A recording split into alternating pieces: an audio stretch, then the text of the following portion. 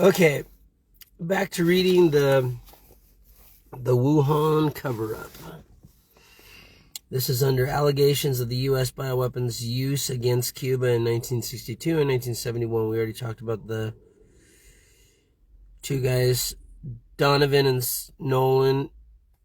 They were given a scuba diving suit to give to Castro because they had become friends with Castro in the negotiations of the releasing of the people that were caught and imprisoned in the Bay of Pigs operation.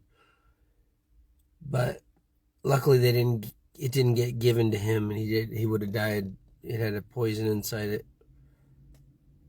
Anyway, both of the CIA's alleged bioweapons attacks on Cuba involved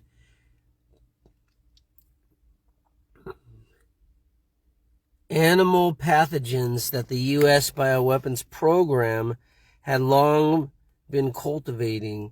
Development of Newcastle disease, or ND, and African swine fever started first at Fort Detrick. That's the same place where the anthrax attacks on the Congress right after September 11th, so they would sign the Patriot Act happened. Fort Detrick is where a lot of this bioweapons shit happens. And later at the U.S. Department of Agriculture facility in Plum Island, New York. Cuba charged the CIA with causing a 1962 outbreak of Newcastle disease among fowl in 4 provinces of Cuba, of course. The contagion caused the deaths by disease or culling of more than 1 million birds.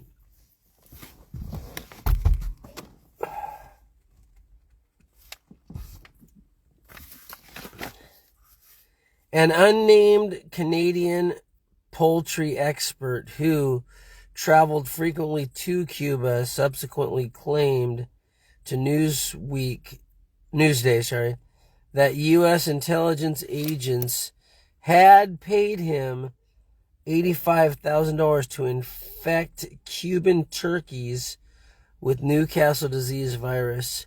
He claimed he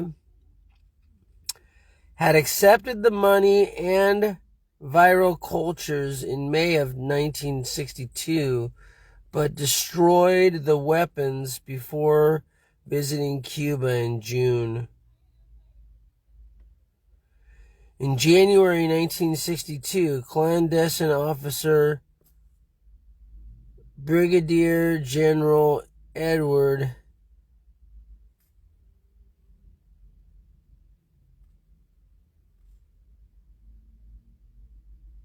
In January 1962, clandestine officer Brigadier General Edward Lansdale, the CIA spy who reportedly served as a model for Graham Greene's The Quiet American, tasked the DoD, Department of Defense, to develop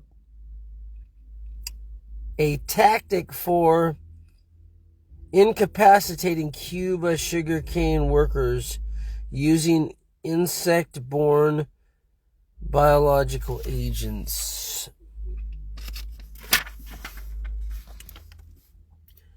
The DoD, Department of Defense, completed the planning process in February, concluding that the proposal was not yet technically feasible. There is no record of any discussion about potential legal, political, moral, or ethical impediments, political, moral, and economic impediments to Lansdale's proposal. In 1971, the U.S. agencies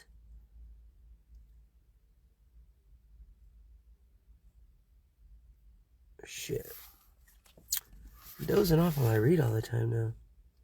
Or I was just thinking about something totally different. I'm going to read this last paragraph because that's all we got. There is no record of any discussion about potential legal, political, moral, or ethical impediments to Lansdale's proposal.